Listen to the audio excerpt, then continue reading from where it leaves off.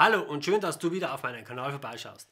Heute geht es weiter mit dem dritten Beispiel für Linear Drumming und ich habe euch mal anhand von 3 Videos Beispiele zusammengestellt, wie man an sowas rangehen kann.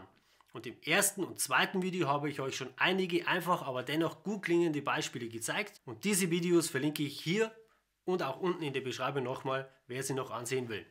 Und solltest du neu auf meinem Kanal sein und weitere Übevideos wie dieses hier sehen wollen, abonniere meinen Kanal, gebt mir einen Daumen nach oben und die Noten stelle ich euch auch wie immer unten in der Beschreibung zur Verfügung. Wer noch nicht weiß, was Linear Drumming ist, der sollte sich die ersten beiden Videos mal ansehen. Da erkläre ich es. Wir gehen heute gleich zur Übung und in dieser heutigen Übung möchte ich euch nochmals eine Variante für eure Routine zeigen, wie ihr diese bekommt und ihr dann eure eigenen Grooves zaubern könnt. Also los geht's!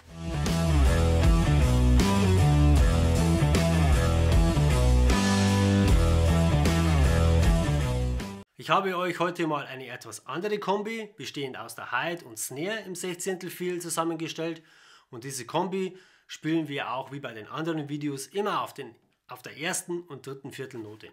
Also der 1E Unti und der 3E Unti. Und bei den Zählzeiten 2 und 4 füllen wir das Ganze auch wieder mit verschiedenen Figuren auf.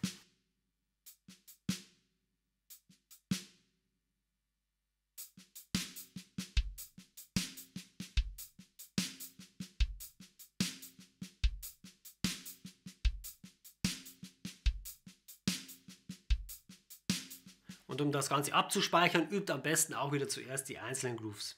Die klingen dann so.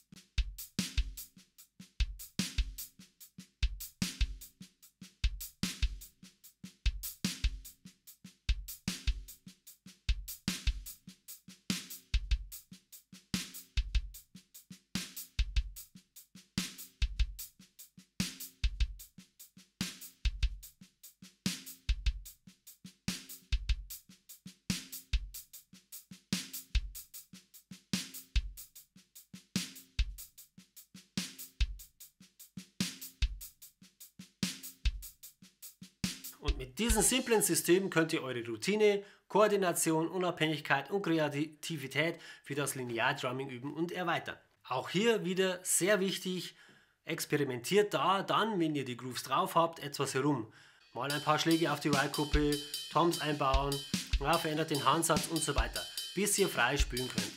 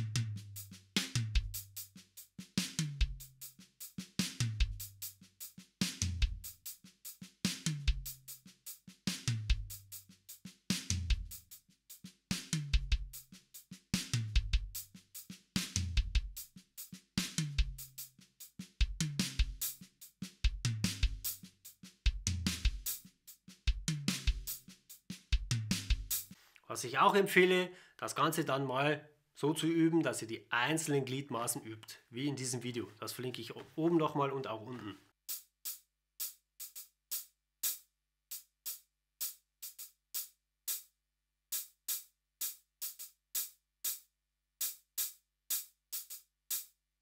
Versucht dann das Kombinieren der einzelnen Beispiele zu einem ganzen oder vielleicht auch Mehrtaktikensystem. Baut da Fills mit ein und so weiter. Da könnt ihr so kreativ werden, wie ihr nur wollt. Und die letzten beiden Zeilen sind wieder leer, um eure Ideen oder Kombinationen mal aufzuschreiben. Beziehungsweise habe ich euch dieses Mal ein leeres Blatt mit angehängt, damit ihr selber kreativ sein könnt. Und wer es möchte, das dann festhalten kann. Ich persönlich finde es immer leichter zu üben, wenn ich zumindest die Basic-Figur vor mir sehe. Ich werde im Laufe der Zeit auch mal ein paar weitere Ideen vorstellen, wie man zum Beispiel mit Gruppen arbeitet und dann diese dann mit Tempoverdopplungen oder Hide-Öffnungen interessanter gestalten kann.